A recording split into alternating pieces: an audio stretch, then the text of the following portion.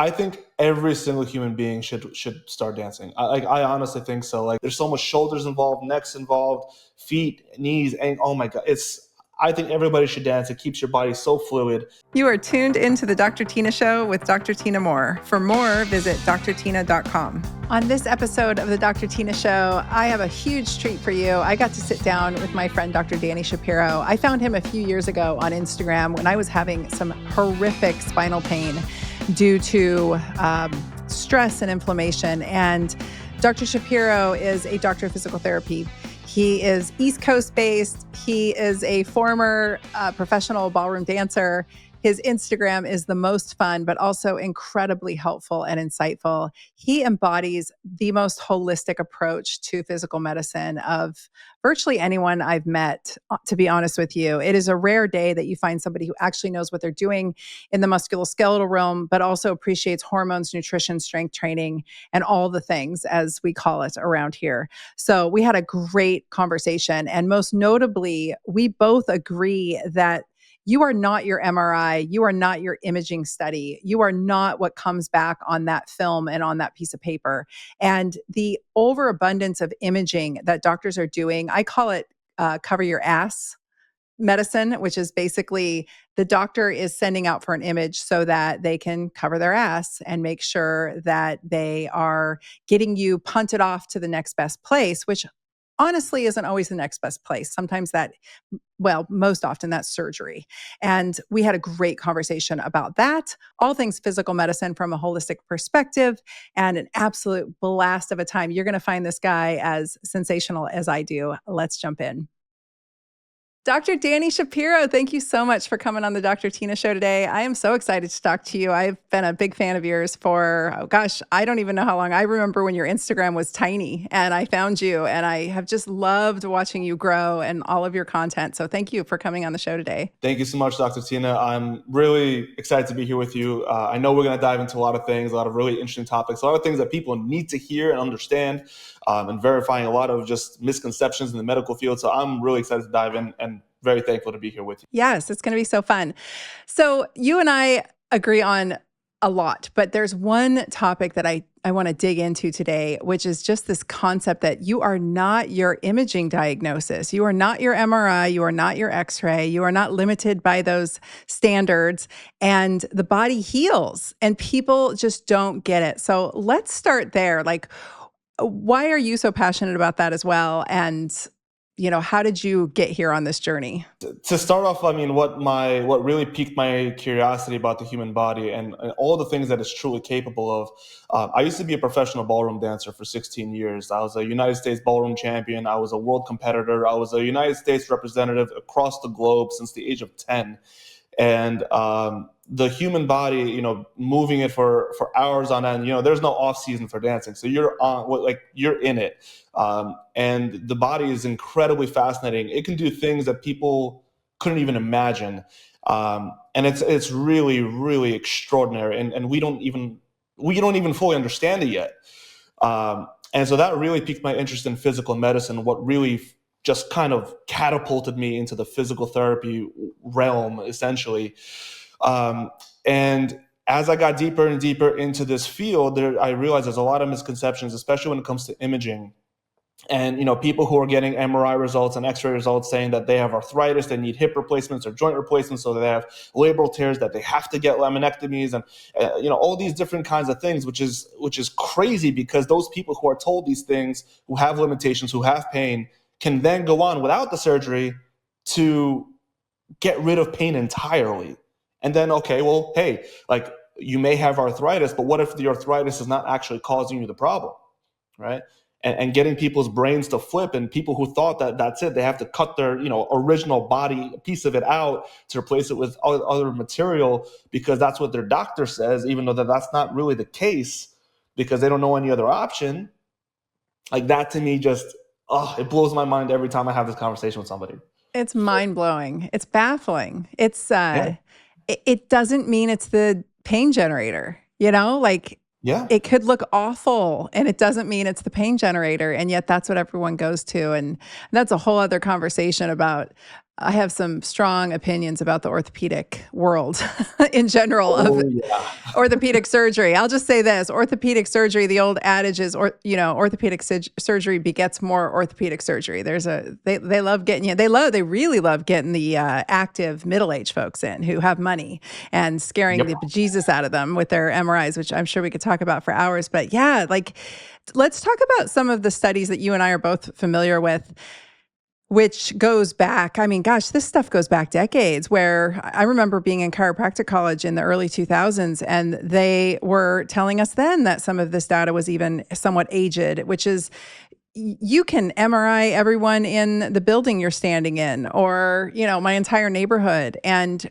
generally speaking, over a certain age of middle age, everybody's low back is going to look like garbage. But a very small percentage of them are actually going to have low back pain, right? And like we Yeah. have the data going on back for decades on this, and yet it's still considered like, oh, that must be your thing. We found it on the image. Tell me about your thoughts on that.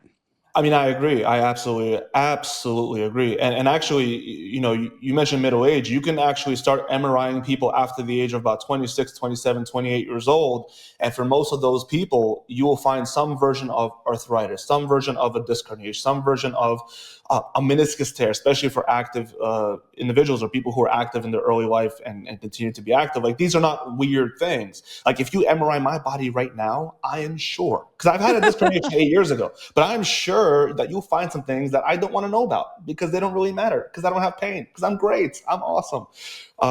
But the point is that, like, that's absolutely right. And I think that insurance companies actually have a lot to do with this, because if you can identify a problem through imaging, and then your doctor says, "Oh, we got to do something about this." I wonder. Oh yeah, insurance pays for this. Okay, cool. Let's recommend this procedure. Or let's recommend this injection. Or let's recommend X, Y, and Z. And I think that health insurance companies, while great for things like if you have a heart attack, like emergency services, it can be very helpful. But when it comes to physical medicine and physical rehab, I think it really muddies the waters in terms of quality of care and attention to detail, and the ability for a provider to really provide proper guidance and proper advice, especially when it comes to imaging, and especially that with something like an MRI, you can have one MRI and 10 doctors look at an MRI and give you 10 different reports. It depends on who they're writing it for and Yeah, what they're writing it for. yeah. Absolutely. Like, that is crazy for the MRI to be the golden standard of imaging, and yet have so many different variations based on that imaging, based on who's looking at it, who has more experience looking at it. Like, that to me is crazy. It's like, you got to double check everything, triple check everything, verify everything, and make sure that you really explore every avenue possible to make sure that, like, if someone's pushing surgery on you, do you really need surgery, or can you bypass that option? Well, and there's other things that I would share with my patients, which is number one, is it going to change the treatment plan any? Yeah. Like, are they even wanting, like, I vehemently would oppose surgery personally. So I don't want to know. I actually have low back pain, and I still don't want to know what the image says, because I don't want to get that in my head. I don't want those self-limiting beliefs going through my head of like, oh, my back looks terrible, so therefore it must be the driver of the pain, when I know that there's other things driving my pain that I have influence through hormones and through anti-inflammatory living and, nutrition, et cetera. So, and movement, most importantly, movement, which I know that's your big thing.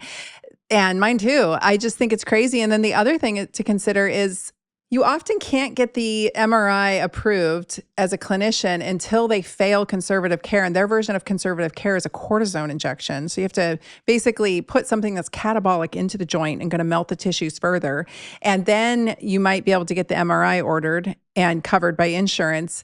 And at that point, again, it's who are they writing it for? Or is it going to a surgeon? Is it going to someone like me who was doing regenerative injection therapies? Is it going to somebody like you who's going to rehabilitate? Like, you'll get 3 different reports based on that. And so I really do think they write them to look as catastrophic as humanly possible, so that it does justify the surgery if they think it's necessary. But it depends on who's holding the hammer and what hammer are they holding, right? we have different hammers, but I think you and I have similar hammers in that it's like active care. We're going to put the patient through an active care protocol. Yeah, exactly. Because that is usually the thing that does it.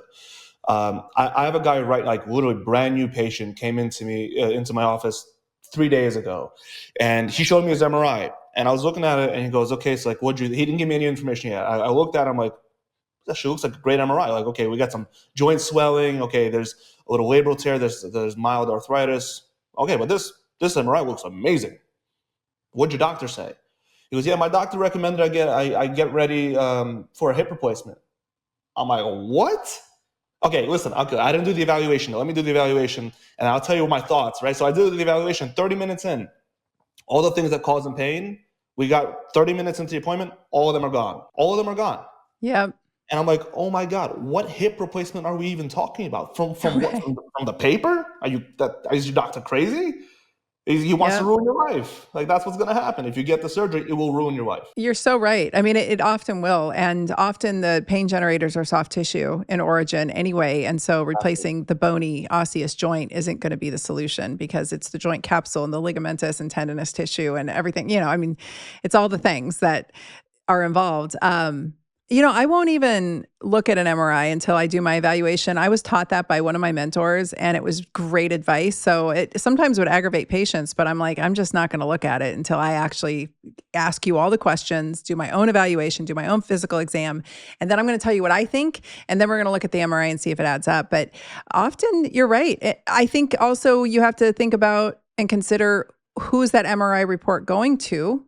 Right? And do those people have any clue about physical medicine, first of all? If they're an orthopedist, hopefully, obviously, they know how to evaluate joints. I'm not saying they don't understand physical medicine, but they don't understand conservative care, physical rehabilitative medicine the way that you and I do. And I know we have different training, but still similarly, like, we're getting the patient moving, we're getting the patient active, we're impacting the nervous system so that the tissues can move more freely. Like, there's all kinds of things going on here that I don't think that the person receiving the MRI report probably has an appreciation for.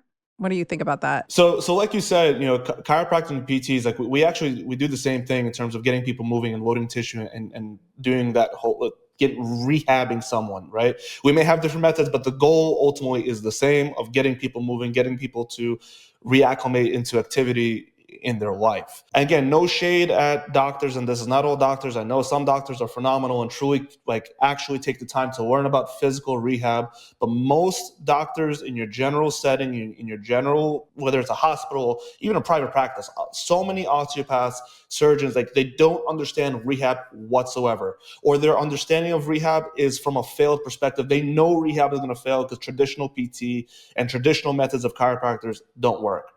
Like your run-of-the-mill PT and your run-of-the-mill chiro, you will see no changes. Or if you do, then your issue is that minor, and all it needed was a little bit of some kind of outside influence, and it can get better on its own. But for so many people, like most of my patients, they've seen 3, 4, 5 other therapists, and I'm the sixth one, and the final one, but the sixth one, right? And so, but that's healthcare. So either the osteopaths or the doctors that people go to, they like you said, are not informed about physical rehab, or they have such a low expectation of the physical rehab space that it almost doesn't matter. They know they're going to have to go for surgery anyway, because rehab is going to fail, and they're going to convince the patient that they need it because traditional rehab failed. It's really sad, because it's so many unnecessary surgeries occur, and people don't understand that surgery is a big deal. I mean, the surgical route, and then it destabilizes the joint further. And often, from my point of view, because I was in the realm of prolotherapy and regenerative injections. And so it was a lot about treating the enthesis points, which is where ligament, as the audience doesn't know, but where the ligament and tendon meets bone is the enthesis. And when you inject those areas, even with a low dose of dextrose, it can often stop the pain. And so much of the work I did revolved around the patient. I'm trying to put back together a joint that is slowly but surely just decompensating because it is deconditioned. And half the time I would just look at them and say, go to this strength and conditioning gym where I trust these people because they train older folks often, and go get strong. Go spend your money there. Do not spend your money on injections. Go get strong. Go put some shelves on those shoulders, and those shoulders will stop hurting. Yeah. and 9 times out of 10, it worked. It worked great. And it's just too bad that the system at large, well, I think we're also looking at a lot of doctors who are not fit themselves. And that's something I always appreciated about you. I was like, oh, he's fit, he's mobile, you're a dancer. You guys, if you don't follow Dr. Shapiro, you must, because he dances in almost every single video, and it's so fun. So Thank you. like that's the key, right? And so we're talking about docs who are deconditioned themselves, or they're like cardio bunnies and they don't believe in strength and conditioning. And, it just gets arduous for the patient. I'm sure it's frustrating, but at the same time, it's like 9 times out of 10, people just need to figure out how to regain some level of fitness in that region. Yeah, and just getting better guidance. I mean, to that point, what you just said, I have a patient whose PCP, like my patient went to them to like, hey, my knee hurts. I really want to be able to bike and swim and hike. Like I really love being active. And she's in like, middle age, about 50s or so. And the doctor looks at her and goes, why?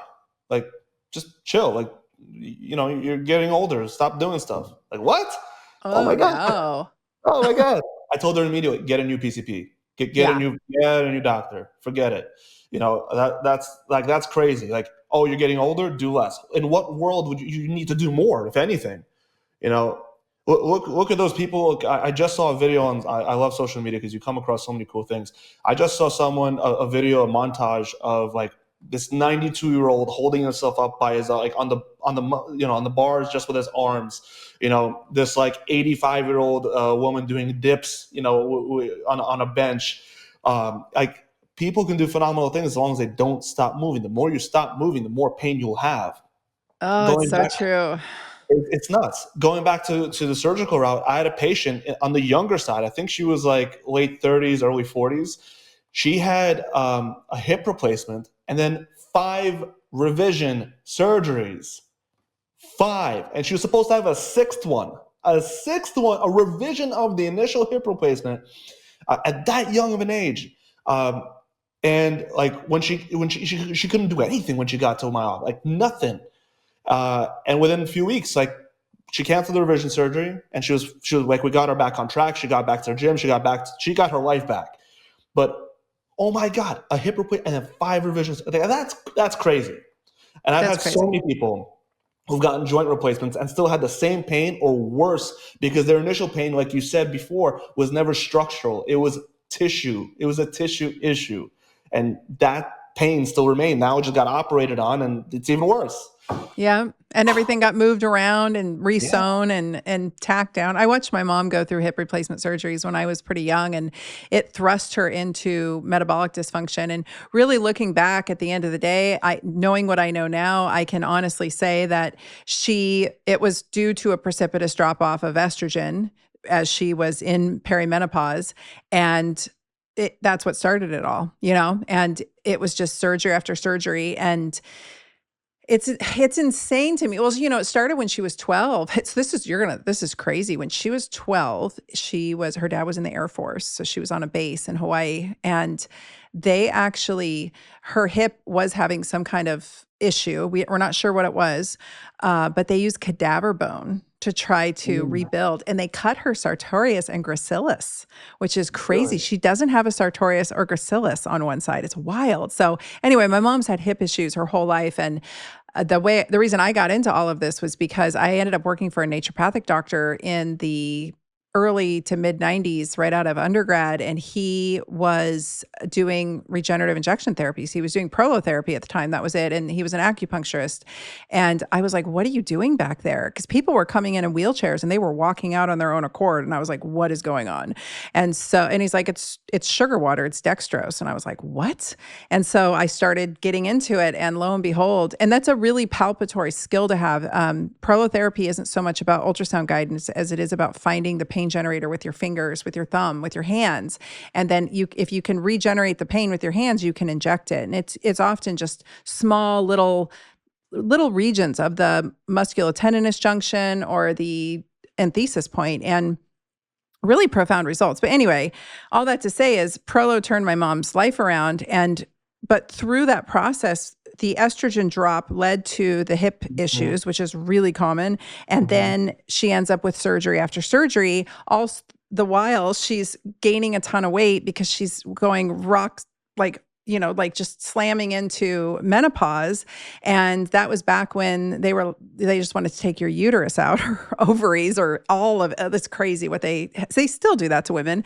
Anyway, my mom was thrust into menopause and her musculoskeletal system is what got hit. And so for me, my approach has always been like very multi-factored in that I always take into consideration the hormonal milieu, because that has so much to do with pain and so much to do with recovery and so much to do with tissues tearing and pulling.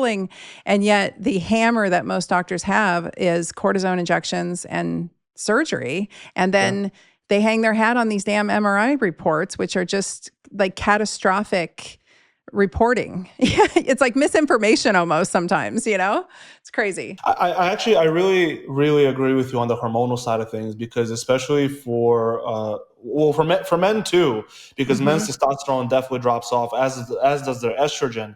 But for women especially around menopause age, that drop off in estrogen and testosterone as well is huge. Like it's super important to keep track of, and most women don't know to keep track of one, let alone both, and how to actually request from their doctors. Like if they have to get referred for blood work, like their doctors don't even do full profiles. It's true.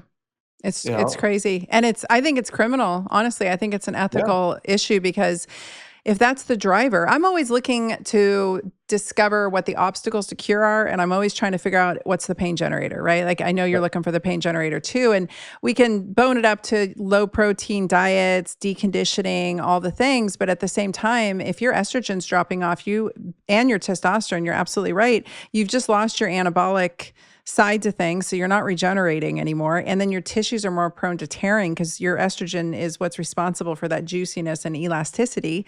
And so and it can happen years before menopause. Like you don't have to be menopausal to be having some of this symptomology. You could just be a woman in her 30s that gets too lean. Like you could just get really, really lean, or you have a man I saw this with patients, young men who'd had multiple head injuries from hockey or from football or whatever. And all of a sudden their testosterone bottoms out because they've too many head injuries. And then it's just like chronic pain, chronic injuries, poor recovery, poor healing. And they're in our offices and they've got these atrocious looking MRIs. And I'm like, hold up, we got some work to do. Oh yeah. Yeah, and that's exactly right. Like I've been checking my hormone levels everything since I was about 22. Like I want to know my baselines. Like as early as I wish I could have done it earlier, but whatever. I have them now. I recommend to every single patient, regardless of age, to like, hey, if you're going for a blood panel, like make it a full one, right? Whether you're 20, 30, 40, doesn't matter. Like here are the tests that you should ask from your doctor to put on your referral. Get this. Right. And then like not only the hormone, but even markers like apolipoprotein B, like nobody checks that. Why not? Why do you only check cholesterol and lipid profile? You need to check the ApoB as well. Like there's so many tests that aren't tested that is critical to someone's like health and well-being, whether it's for pain relief or just overall longevity and preventative care. Like if your ApoB value is super high, your chance of a heart event is increased. Why not? Why don't we try to manage and drop it down?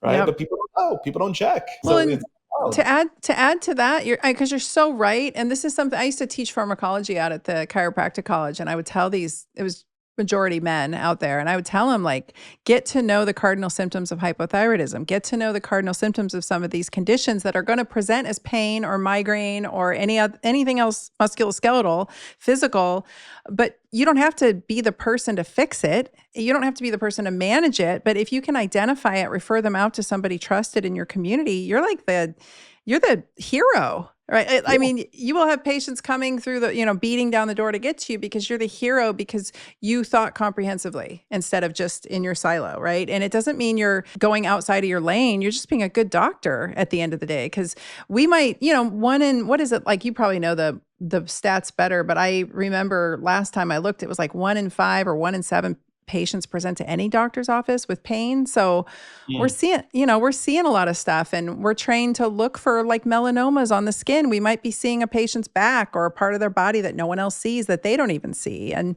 just being a good doctor in general and making sure that you have just like, I'm so happy to hear you say this. And I know you think this way because I follow you on Instagram and you talk about it. And I'm like, oh, he's so good. It's just like this, be comprehensive, even if your wheelhouse is physical medicine, and then get these patients the help they need, or at least be that guiding light for them, because it ultimately will all manifest into metabolic dysfunction if they stop moving Yeah. and they start gaining weight. And then that potentiates the pain and the downfall even more. Well, I think that any cessation of movement leads to deterioration, whether it's through joint structures, whether it's through neural tension and then the provocation of pain, whether it's weakness and lack of support through the joints, especially if someone is prone to hypermobility. Like I work with a very specific condition called EDS, or Ehlers-Danlos syndrome, which there are not very many competent providers even for that condition. And it's like there's so many different factors of what can happen. But this kind of like cascading effect, where if one domino falls, so many other dominoes fall with it. And if we can prevent that domino from falling, or at least reverse the clock and kind of picking back up, then again, that leads to that individual leading such just a better feeling life. And that's honestly, I think like that's why we're in this medical field to begin with, right? Is to show people the right way of how to enhance their life from all aspects. But it does all start with the retention and progression of movement. Like I was recently at an event where Tony Robbins was speaking, and he said a phrase that just like stamped itself into my brain: "If you're not moving, you're dead." 1,000%. It's so true. And I guess that's why going back to the MRI and the imaging, when I said, is it going to change the treatment any, right? Because oftentimes if they're in our office, our hammer is not surgery. So no, it's probably not. Like, I'm not a big fan of I think I ordered like 5 MRIs in my entire career, to be totally honest with you. And most of those were for litigation, the patients that were in a car accident or needed it for litigation reasons. But otherwise, if they were moving, if they had range of motion, if we could get them through range of motion relatively pain-free, then it was just a matter of getting to work. Yeah. Right? Yeah. No, that's exactly right. I've also only in New York, PTs can't order MRIs, but I've advised patients to go get them. I can count on 2 hands over the last 5 years, because if something doesn't make sense, if something truly is not making sense, like I referred a patient recently because something about her knee pain wasn't making sense, and like it wasn't what her doctor said, and like what I was doing that was supposed to be working wasn't, and so something became very fishy. So sure enough, referred her out, got an MRI. Oh, turns out there's a fracture. Oh, yeah. Like right in her tibial plateau. Oh. Had another patient whose hip pain wasn't making sense. Doctor said, "Oh, just go to PT." Like she came to me, and like just something seemed off. So went from the first session, second session, also something was in my head. Something seemed off. It's like, listen, you know what? Let's be safe. Go to your doctor. Request a scan. Turns out there was a tumor. Right? Yeah. Another one, there was a hernia, right? So like make it make sense, right? But you're right. Like if everything makes sense, like I don't rely on the MRI at all for any part of my diagnostics or treatment plan at all. No, because you could have just a completely terrible looking joint. And I'll tell a story. I was at a conference. I was at a regenerative medicine conference, and the American Association of Orthopedic Medicine. And I was one of the demo patients. So they were doing injections on my left shoulder, which was giving me a whole lot of trouble. And I had recently injured it working out, and it was an old injury. I'm left-handed. I threw sidearm all through junior high when I played softball. So I dislocated my shoulder twice during that period. And, it was just old. And then I was in chiropractic college, and I had asked, there was a lot of adhesions, and I had asked one of the bigger guys to adjust it, and he did.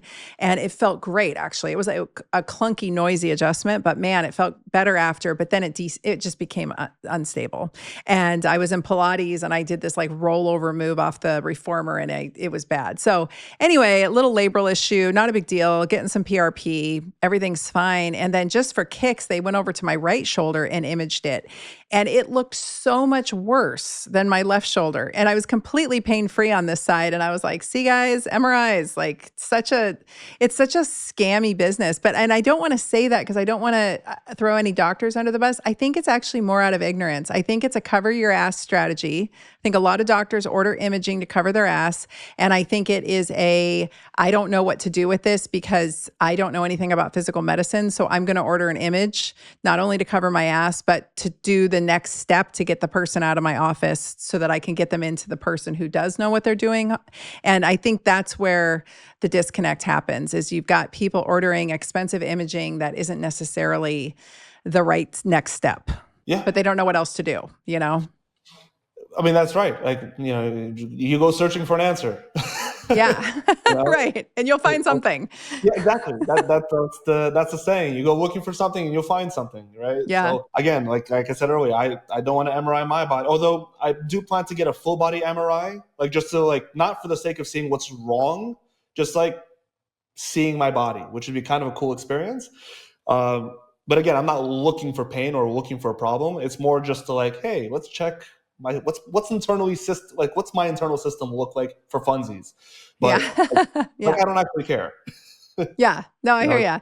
I think it's I think too, when I counsel patients who do really want imaging, and I don't actually suspect that anything terrible's there, right? Like everything is adding up. In that case, I always let them know, are you prepared for what you might find on that image? So if you go looking, right, are you prepared for what you might find? Is that going to emotionally or psychologically set you back? Like my low back, I don't want to know. I remember getting imaged in chiropractic college, and I have psoriatic arthritis. So it's a shit show.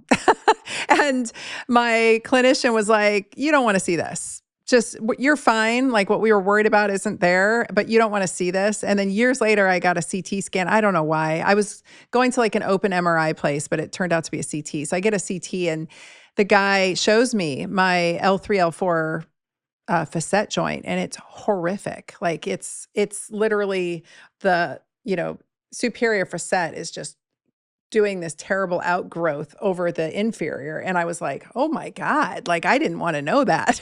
I didn't want to be privy to that, because at the time I was pain-free. I was like, I just want to keep moving. And so, you have to be prepared for what you're going to find, and how is that going to impact you psychologically, and is it going to change the game? Because what we tell ourselves really, I heard a very interesting study today. I was watching a clip from Huberman's podcast, and it was this woman speaking, and she said that they took, when you're exercising and you're exercising and it's good for you, it has a different impact on you. They took chambermaids and they looked at this group of chambermaids who are quite physically active all day in their jobs. And these chambermaids didn't really realize they were working. They thought exercising was something you did after work. So they didn't realize that their job was physically demanding and exercise. And then they did a study with this. It was small. They did a study with this group, and they looked at half of them, and they explained to them how the basic movements of their job were different exercises. Like, you're doing this and you're working this region of your back, and you're doing this and it's for that. And then the other group, they just kept going on. And at the end of the study, the markers of health, which I don't know what they measured, but the markers of health were improved in the group that knew they were exercising. So just the impact of placebo, and also just understanding mentally what's happening when you see images or you go collecting diagnostic codes from different practitioners, different labels put upon you. Because people really, let's talk about that. People really grab onto their diagnoses. They hang their hat on it. Yeah. Oh my gosh. I have so many patients that have arthritis in their hip, and they come sit down, they go, they don't describe to me their pain. I have hip arthritis. Join the club, lady. Join the club. Yeah. I'm always a little bit when someone starts talking like that, I'm a little bit facetious, a little bit aggressive, and say, and? Yeah, what's your point? What else is going on? How's your day? Right? I love when they come in and they're like, I'm bone on bone on my knees. And I'm join the club. Everyone else in my office is too. You're not special. Oh my God, I can't with that phrase. That phrase is like nails on a chalkboard, makes me want to put my head through a wall. I hate that phrase, bone on bone. It means nothing. Bones are on top of bones. Okay, so what? Like your cartilage is wearing weight. Okay, so what? Like, oh my God, So what are we it's going to do about it, right? Like what are we going to do exactly. about it? That's the better question to ask. Yeah, but that's exactly right. And again, in a way, I get it. In a way, I get where it's coming from because, like, people, we're in the medical field, and we're in the physical rehab space, and we're good at what we do. But the majority of people are not, and they hear this thing from their doctor, and it hits their ears, and the brain processes. The brain goes, "Oh shit, I'm screwed. Yeah. Yeah. What do we do now?" This explains everything. I had this pain. That's arthritis. I've heard arthritis from my parents. I've heard arthritis from the internet. That's it. My life is over. I can never go skateboarding. I can never go hiking. I can never go swimming. I can never take the Zumba class that I love so much. I can't. And that's it's the I can'ts, the anxiety, the stress, the fear, over and over again on an endless loop because nobody comes in and breaks that loop because everyone's saying the same stuff around in their outside world. That's all the external stimulus that they're receiving, and then their internal barriers to actually breaking free from that. It can't, because there's no positive voice telling them like, hey, don't worry, we'll change this for you. Like this, we will make this so that it doesn't matter. There's no one Yes. that says that to them, Yes. you know? And you want to tell the patient like, hey, like you said, like this MRI doesn't look so bad, or hey, this is not a big deal. I can handle this. We can handle this. Yeah. Sometimes the patient is so hung up on their diagnosis that they get defensive. Like Yeah. it's like they think you're not taking it seriously or that you're not giving them enough I don't want to say credit, but like they want to be coddled a little bit almost. And Yeah. I'm over here like, no, we're good. Like, let's just get moving and see what happens. And you're right. And I think it's a lot of just the way medicine has been going the past many decades. You back in the day, like I am on a farm now. My husband grew up on this farm, literally. And like Wow. he was born on this farm and they're just a tough crew. Like you break something. I mean, literally you break something and you're like, I'm going to walk it off for a few days, and see what happens. And I get it. Like we just had someone in the family break a wrist. And I said, well, I figured it was a radial head fracture at worst, or a skiffy, their scaphoid. I'm not a skiffy, a fouche on their scaphoid. And I was like, well, we could wait a day or two. We were in the middle of an ice storm. I'm like, we could wait a day or two. You're not an emergency surgery, and let's just see how it swells up. Like, let's just see what happens. Cause it's a lot of just dust it off and keep going kind of attitude out here. And they heal miraculously because they believe they're going to heal. And then when it doesn't, a couple days in, I was like, that looks bad. And there was some dependent, bruising. So I was like, well, what would be bleeding in there besides a bone? So maybe we should go get it x-rayed. And sure enough, and then it was just a simple cast and it wasn't a big deal. But, it's like versus freaking the F out at 8 a.m. in the morning when the accident happened. I was just like, we'll just wait. We'll see. Yeah. And worst comes to worst, put a little BPC in there and it's all good. That's what I said. I was like, don't worry, I got peptides. Everything's fine. Peptides, like I think peptides is going to be the new frontier of medicine. I really firmly believe it. Yeah, they're amazing. Truly. Yeah. And did you hear how there's new versions of peptides that can regrow parts of your nervous system back? People with dementia and Alzheimer's, people who have had strokes or spinal cord injuries, it can help the nerves to regrow. I just heard this recently that they're trying to perfect it in some way. But my God, that's incredible. BPC in itself is mind-blowing and crazy. I heard, funnily enough, a doctor she fractured her wrist as well. I don't remember where it was. Is probably also a fouche injury.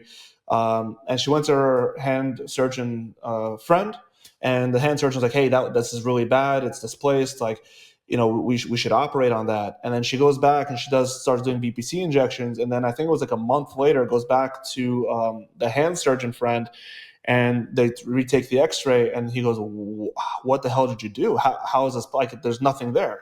Like, it was as if it was never broken. Yeah. Yeah, peptides are pretty amazing. The whole regenerative medicine space is just, I've seen some crazy stuff. I've seen complete ACL ruptures that regrew after some PRP injections. Like it's just nuts. And I think it really comes down to how healthy the individual is that's utilizing these tools. At the end of the day, like you've got to be pretty well dialed in for them to work well, but that doesn't mean that they can't move the needle a little bit for everyone. It's just a matter of like cost versus benefit ratio. But yeah, peptides are astounding. I mean, that takes us to the next question I was going to ask you. Let's talk about disc herniations and the fact that people who have I love when people are like, 7 years ago, I had a herniation in my L5 S1, so I can't do this. And I'm like, you do know that your tissues heal, right? Yeah. Let's talk about that. Oh my God, we can talk about this all day. Because this is, I would say, like, if I had to break down percentages in my office of like who I see, I'd say like 45-ish% or so of the patients that come through my clinic are disc herniation or stenosis patients. The next is like knee arthritis or knee meniscus tears, and then the other ones is like hip arthritis and then like shoulders. But oh my gosh, there's so much old, outdated medicine because doctors are still telling them, hey, you'll have this problem for the rest of your life. Yeah, Like it's crazy. In what does then that doctor even needs to retire or update the research because that's not true. Like disc herniation, I mentioned earlier, I had a disc herniation 8 years ago.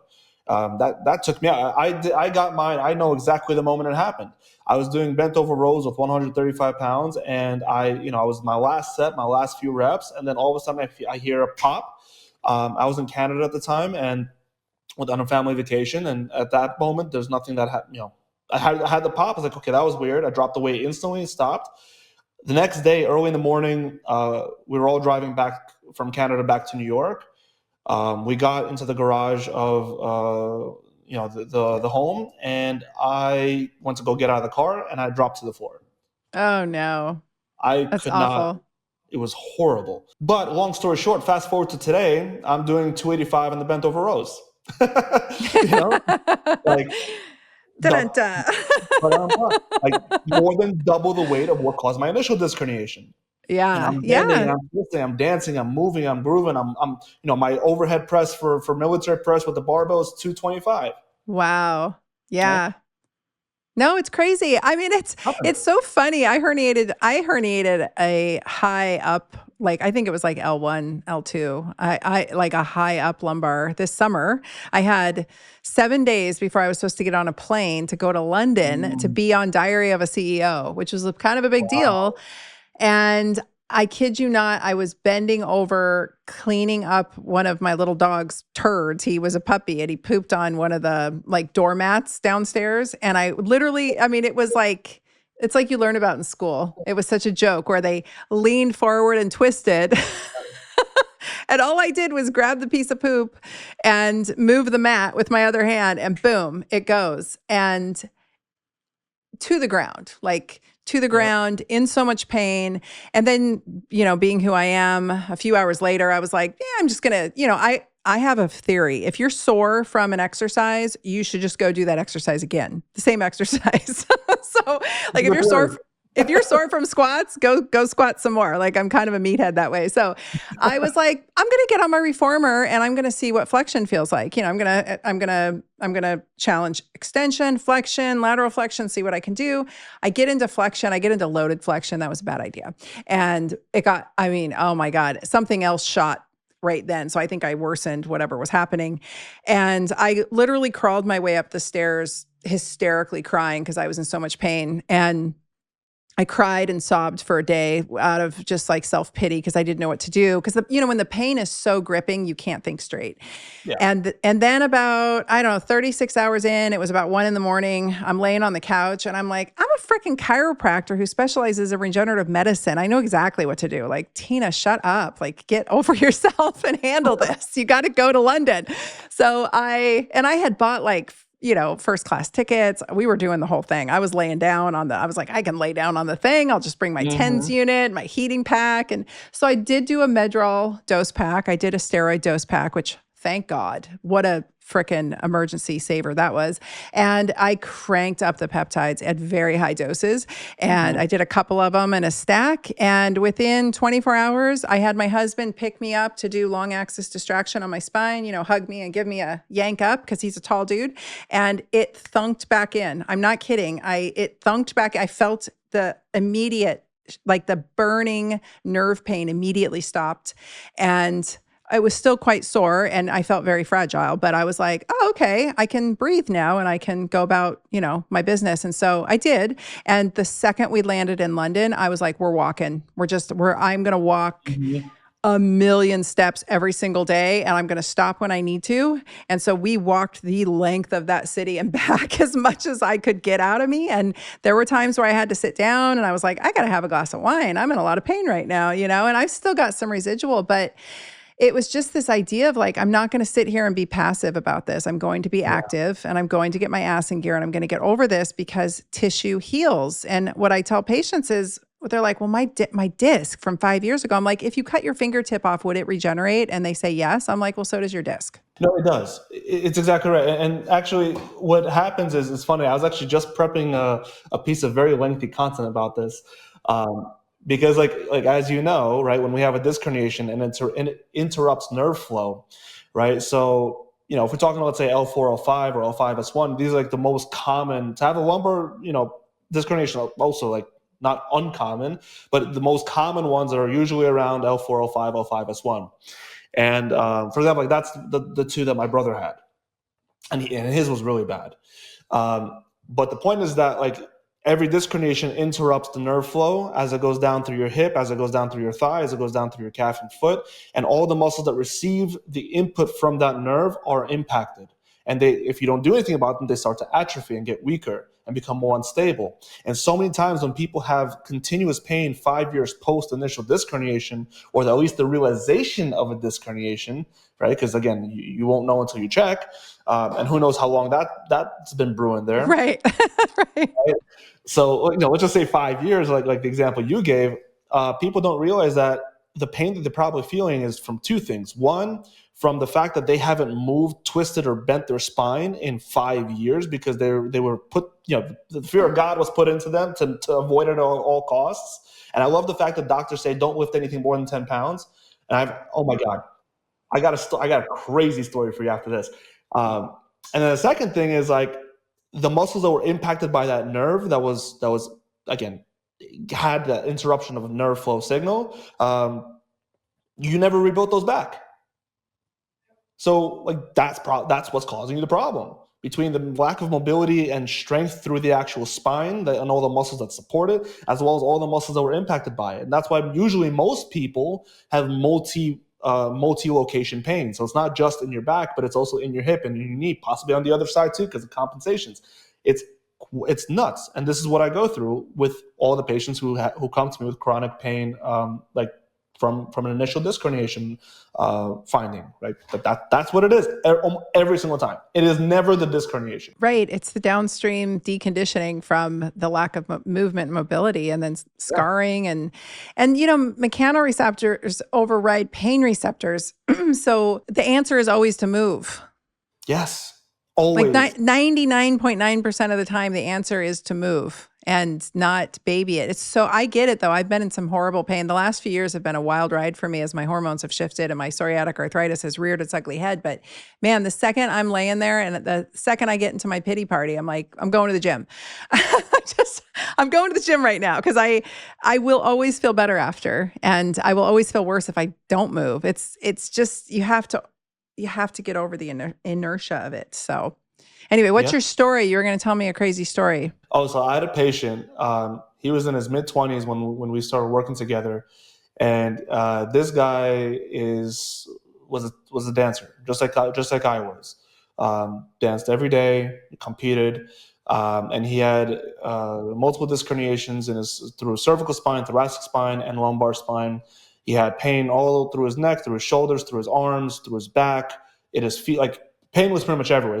He was in a lot of trouble, and like he stopped competing, and he still taught and stuff because that was part of his job. That was his livelihood. But his doctors also told him, hey, like you'll never be able to compete again. Again, mid-20s. Oh, that's terrible. Yeah, really terrible. Yeah. You'll never don't lift anything 10, 15 pounds over your head. Don't do it. You're going to maim yourself even worse. And just accept that this is going to be your life. You can live on 6 Advils a day, and this is how you should go forward. And I gotta say, fast forward to today, he is actively competing all the time. He is teaching all the time. His pain is much better modulated and more under control. He is definitely lifting more than 10, 15 pounds over his head, considering he sometimes holds bodies. Yeah, I was going to say, he's probably got women and other partners over his head. So but this was what he was told as someone in his 20s. Like, in what world is this okay? And in what world is this not malpractice? Yeah, exactly. That's the word. It's criminal. Yeah. It's criminal what people tell.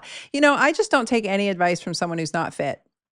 That's just my rule. I don't mean to sound lewd. I just really don't. Like, if my doctor is not physically fit, I take what they say with a grain of salt. I'm like, maybe I'll listen to you. Maybe I won't. If they're physically fit, I had a episode where I thought I was having a heart attack because I had pneumonia really bad and I was really stressed out of my mind, and it was the dead of winter and I'd had walking pneumonia for months, and I took too many different over-the-counter medications. I don't know what, I was just desperate. Like, I don't know what I was doing. I don't normally use over-the-counter meds, but here I was with my NyQuil and whatever else.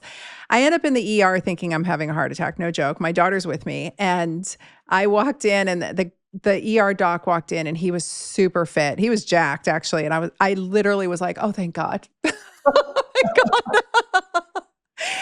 Not just because he was painfully handsome, but because I just knew his lights were on, because there's just a sixth sense. We have a different superpower when we have strength. And I know because when I don't have strength, I don't have that superpower. So there's just a different cognitive superpower when you have strength. And I was like, oh, and he was honestly the first ER doctor that had ever been cool to me for being a chiropractor and a naturopathic doctor. He treated me with respect. He talked about the case with me, not at me. He showed me my x-rays. We went through them together. I actually caught something on the x-ray he didn't see, but he was just a cool dude and his lights were on. And so I'm a big fan of, it's one of the reasons I love your work, is because you get it, you live it, you do it, you walk the talk. And that's critical. I do want to point out something. I want to give you a huge compliment. You're one of the first and only docs that I see really talking, and I don't know if you realize you do this, but a lot of the moves you share on your social are lateral flexion moves. Like, you're really into keeping mobility in the spine laterally. And that's been so huge for me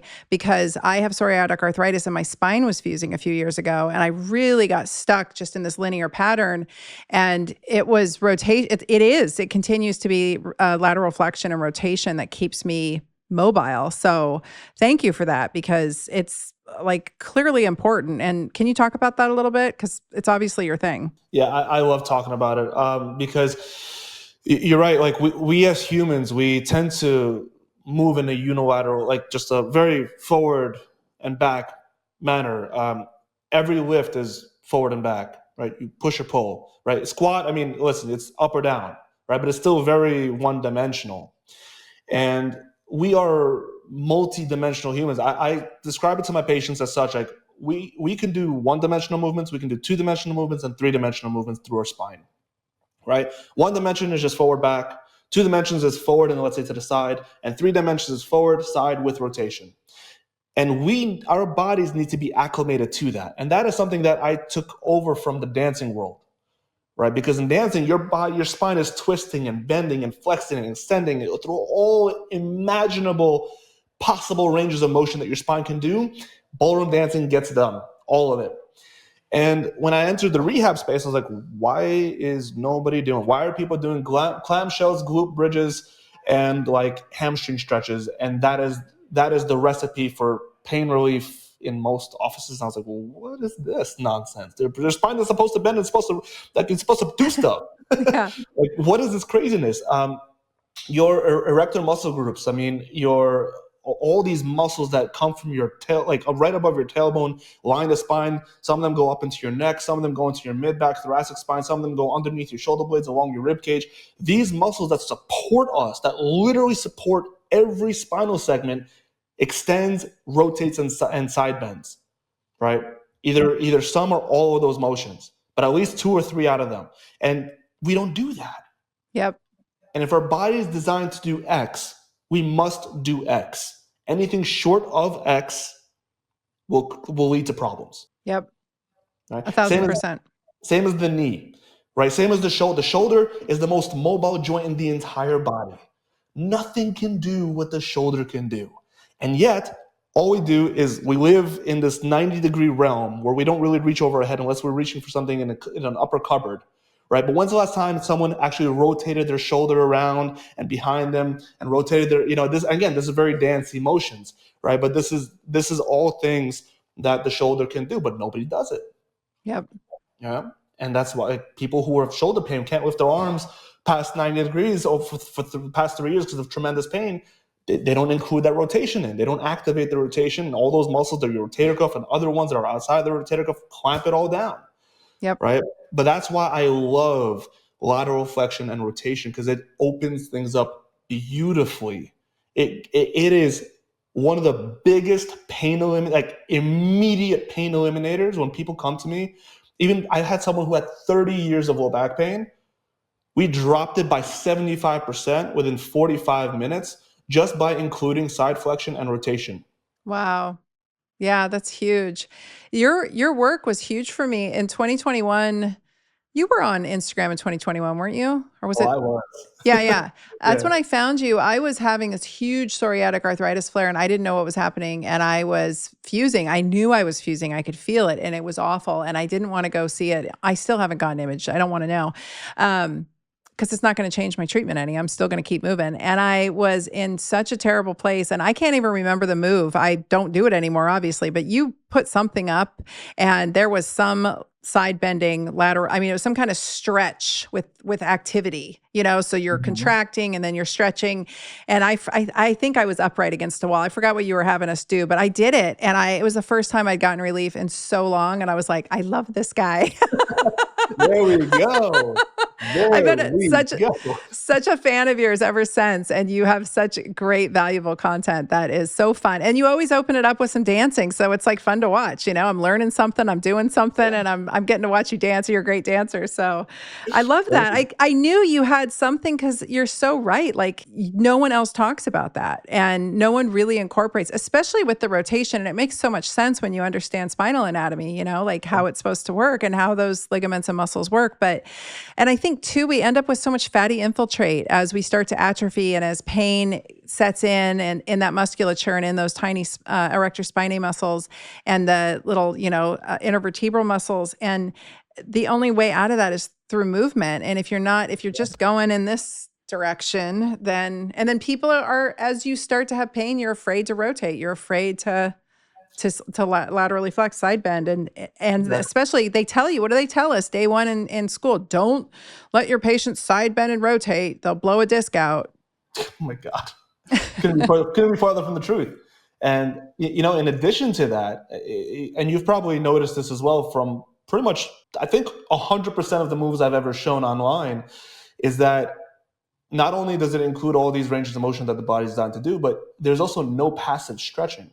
Yeah. Like even when you feel a stretch, it's actually active. Because even if you're side bending to the side, you're not leaning on something and reaching for it. Like your muscles are stretching and activating, actively contracting to hold that position and expand like that. I don't believe much in passive. Like there's very few instances when I will have a patient passively stretch, like lean on something and reach for something, or grab their knee and pull it towards them. Everything that I typically give my patients, I'd say 99.9% of the time, is all active stretching or active activation. Because those two, again, that goes hand in hand with using the body, forcing the body to use its own leverage and fight against itself, because that's how strength is built, right? If you want to build strength, you got to struggle through some weight. You got to struggle through some load. You got to struggle through the actual contraction.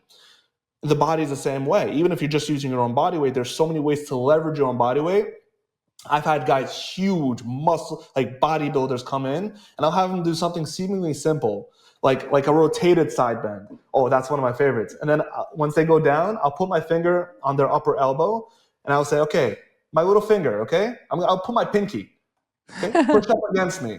They can't. Yeah, they can't come back out of it. They come out of it. Pinky pressure. I'm a big boy, but pinky pressure. Right? Can't do it, right? Body can't produce enough force to go that way. It's not used to doing that, right? So we got to build all this stuff up. And the way to do is all through mostly, again, active. You can do some passive. If you're super sensitive, some passive movements might be good.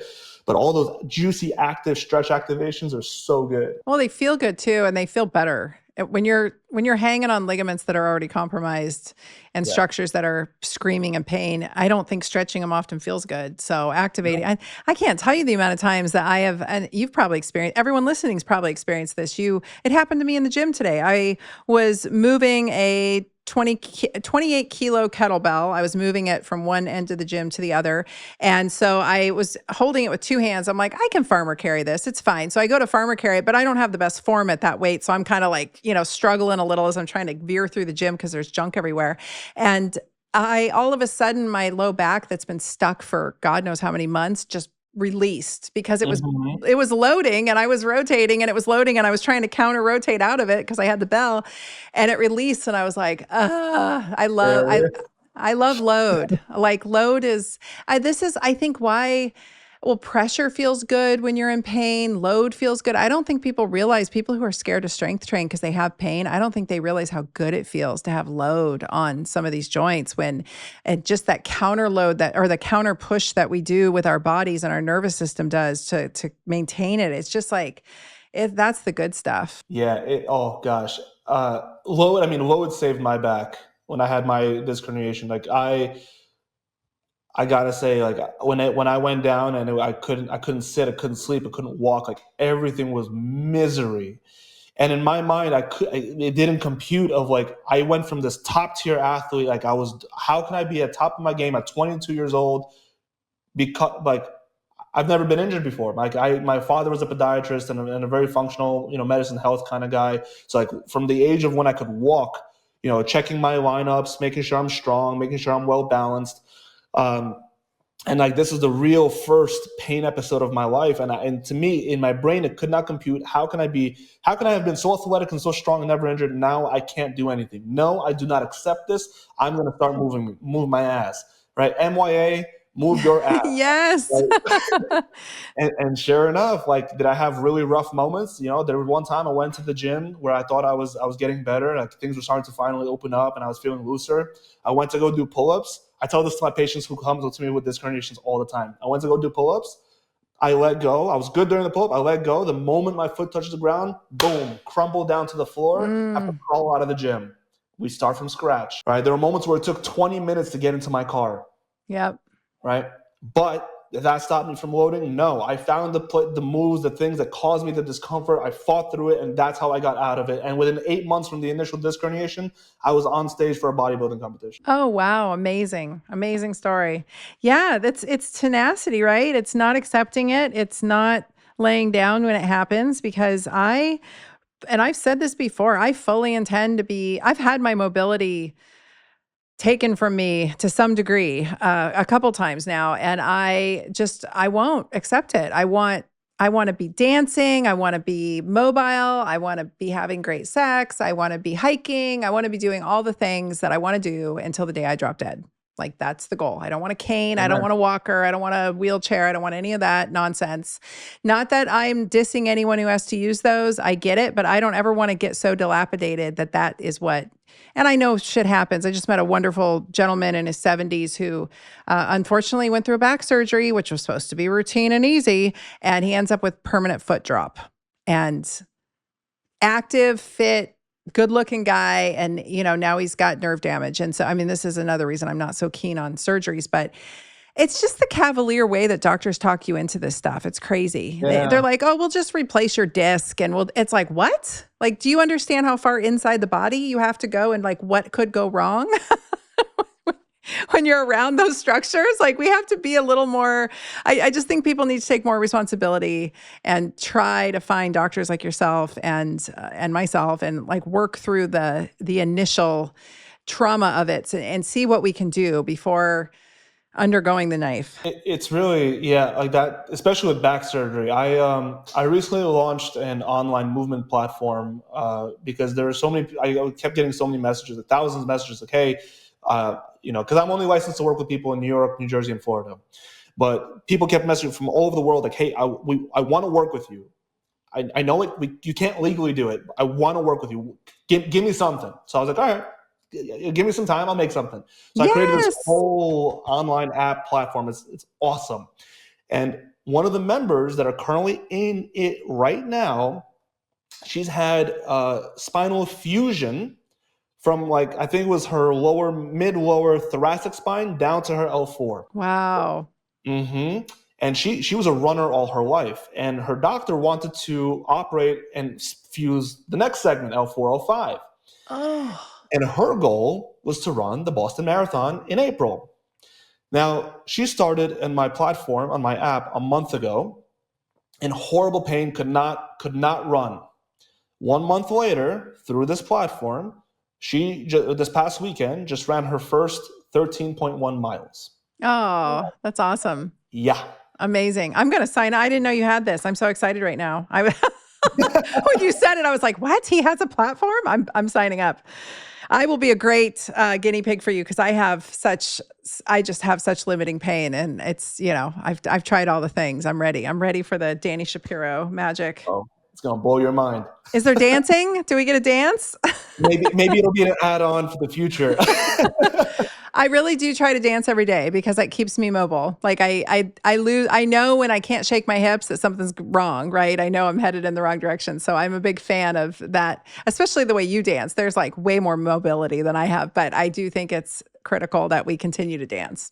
I think every single human being should start dancing. I honestly think so. Like even just like taking a salsa or bachata class, like that's already, like, if you want to keep it low profile and chill, like that's the thing like to try, because there's still all that hip movement, all that spine movement, even just the follow, the lead and follow of when if you're doing partner work, there's so much shoulders involved, necks involved, feet, knees, and oh my god, I think everybody should dance. It keeps your body so fluid.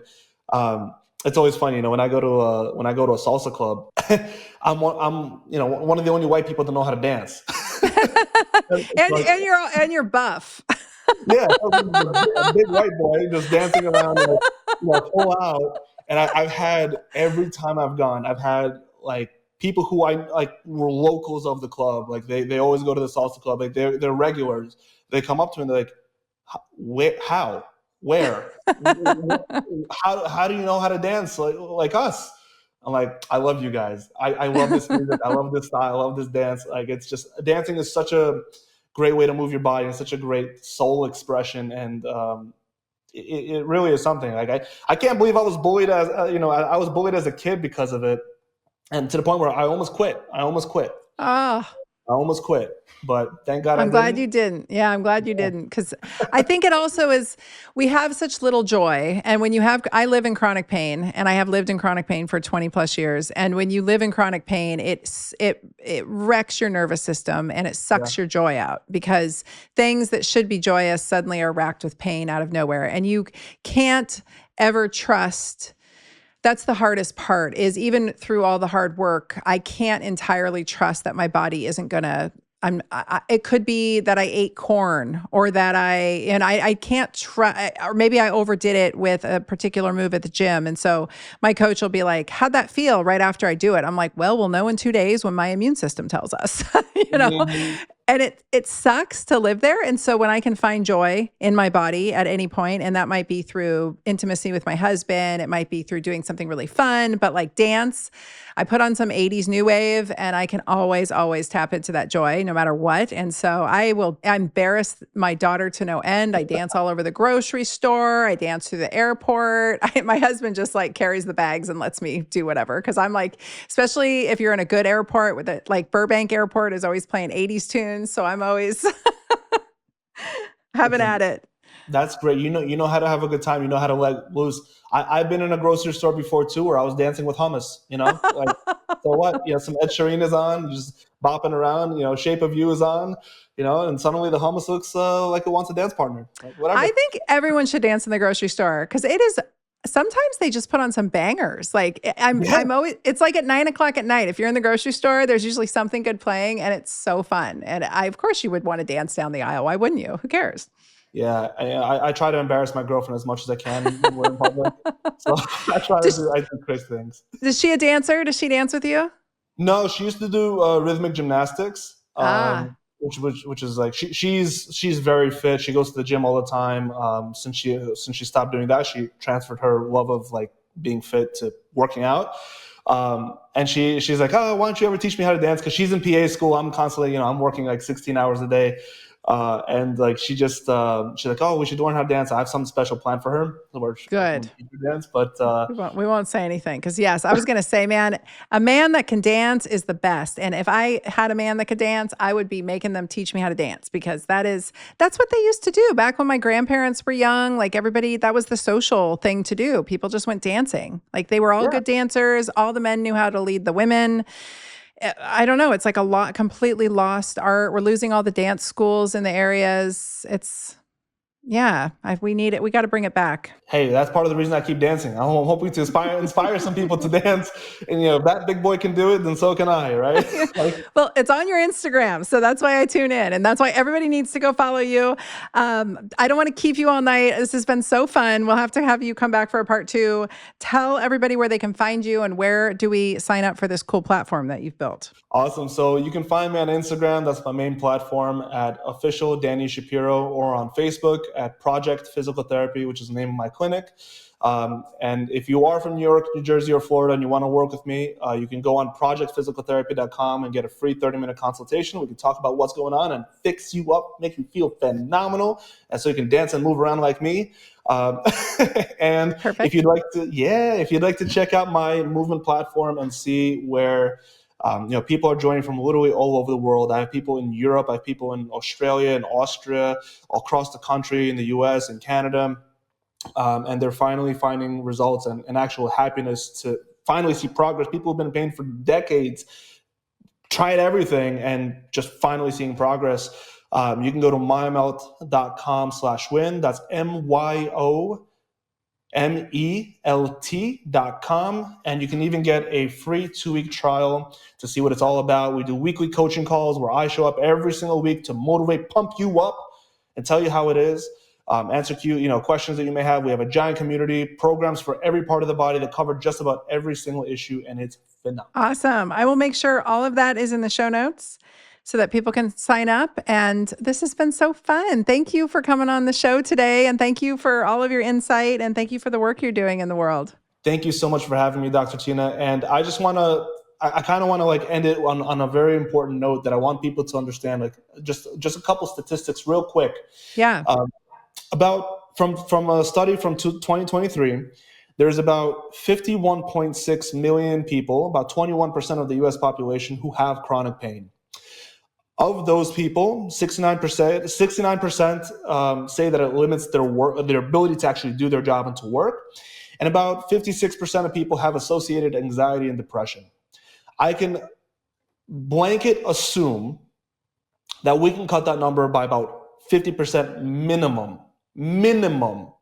if we de-feared movement, if we reintroduced load as something that's healthy and necessary, if we regulated how people live their lives day to day, and this can cover not only movement, but nutrition, hydration, proper adequate supplementation, if that's something that's necessary. There's so many changes that we can make to this number because this impacts millions of people, and this number is increasing every year. So if people can just accept that, hey, movement might just be the answer, that, hey, my body is capable of healing, my body can do so much more, we can cut this number in half, at least half. And I'm on a mission to cure the world, and I hope that people start moving because it's time that we end pain. Amen. Movement is always the answer. So. Oh, yes. Motion is lotion and brings Yeah. all the commotion. And you embody that. When people go see you on Instagram, they will understand the motion is lotion. Oh, yeah, big time. Well, thank you, Danny. This is such a treat, and we appreciate you. So we'll have you back on. Absolutely. Be happy to be here anytime. Thank you so much, Dr. Tina.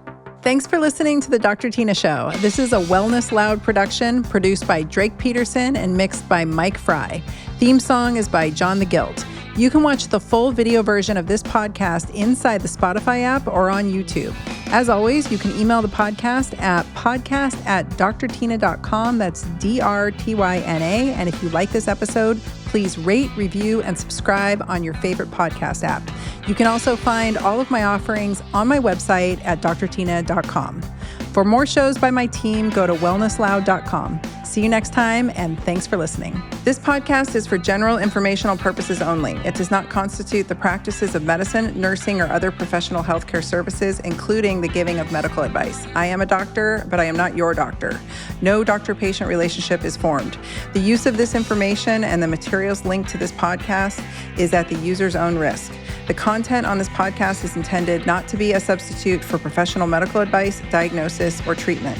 Users should not disregard or delay in obtaining medical advice from any medical condition they have, and they should seek the assistance of their healthcare professionals for any such conditions.